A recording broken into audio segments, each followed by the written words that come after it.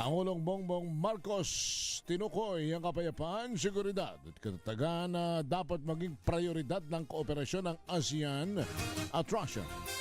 Let Narciso RH14, Let.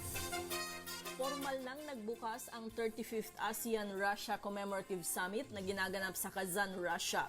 Pinangunahan ni Pangulong Ferdinand Marcos Jr. at Russian President Vladimir Putin ang pagpupulong. Present din sa summit ang iba pang ASEAN leaders.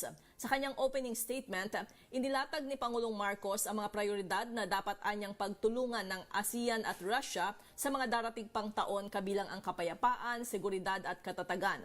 Kasama rito ang pagtugon sa banta ng transnational crimes gaya ng terorismo, trafficking, cybercrime at online scams. Kailangan rin anyang palakasin ang kooperasyon sa maritime security at counterterrorism at pagtibayin ang resilience sa cyberspace.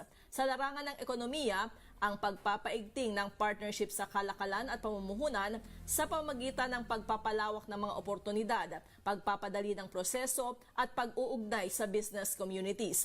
Kailangan anyang tutukan rito ang seguridad sa pagkain at enerhiya. Binanggit rin ni Pangulong Marcos ang people-to-people exchanges, kasama ang scholarships, academic partnerships, turismo at sining. Ito si Let Narciso para sa DZRH, una sa Pilipinas, una sa Pilipinas.